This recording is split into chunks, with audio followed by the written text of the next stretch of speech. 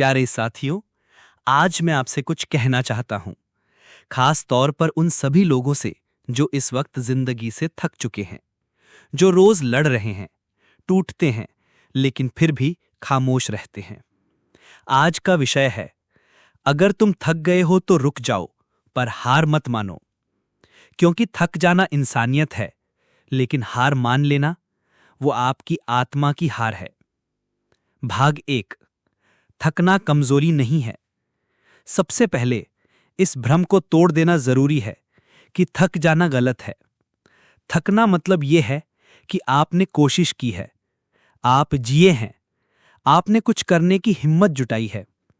इसलिए अगर आप थक गए हैं तो खुद पर शर्मिंदा मत होइए। थकना इंसान की निशानी है, ना कि हार की। भाग 2। हर योद्धा कभी न कभी थकता है। अर्जुन भी कुरुक्षेत्र में थक गया था।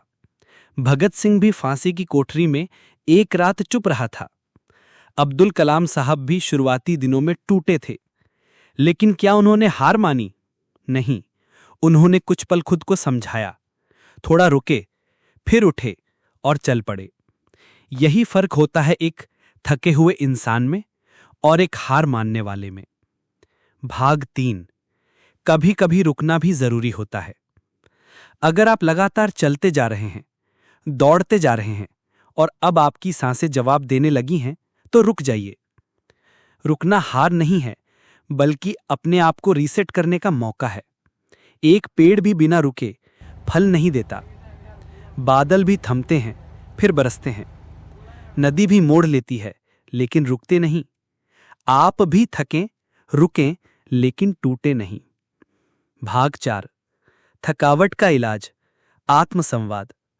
जब आप थक जाते हैं तो सबसे पहले खुद से बात कीजिए। पूछिए अपने दिल से, क्या मैं वाकई हार गया हूं या मैं बस थक गया हूं? बहुत बार जवाब मिलेगा, मैं थका हूं पर हारना नहीं चाहता। बस यही जवाब आपकी अगली चाल का रास्ता खोल देगा।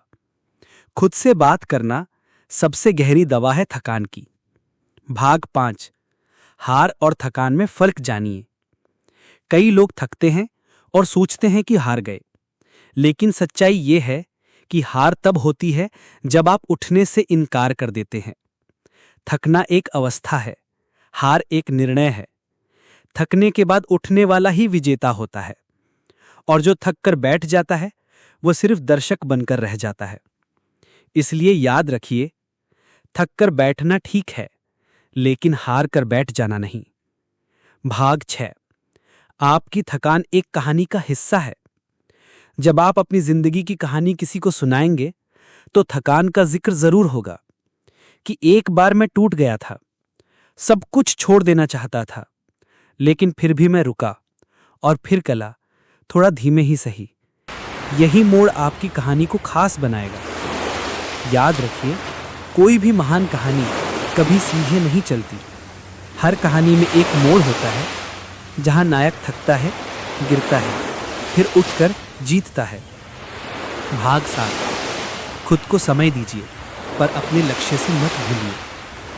अगर आप थक गए हैं तो एक दिन आराम करिए, खुद को सुनिए, प्रकृति को देखिए, सांसें लीजिए, लेकिन अपने लक्ष्य से नजरें मत हटाइए।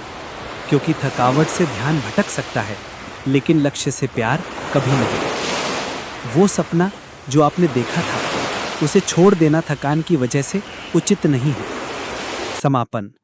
हार मत मानो, तुम थके हो, हारे नहीं हो। तो मेरे दोस्त, अगर तुम आज थके हो तो बैठो, रो लो, चुप हो जाओ, लेकिन याद रखना, तुम हारे नहीं हो, क्योंकि तुम्हारे अंदर अभी भी वो चिंगारी बाकी है जो दोबारा जल सकती है।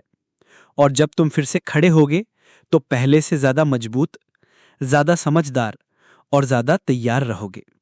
तो अगली बार जब जिंदगी कहे कि अब और नहीं सहा जाएगा, तो तुम मुस्कुरा कर कहना, मैं थका हूं पर रुका नहीं हूं, मैं धीमा चल रहा हूं पर दिशा नहीं भूला।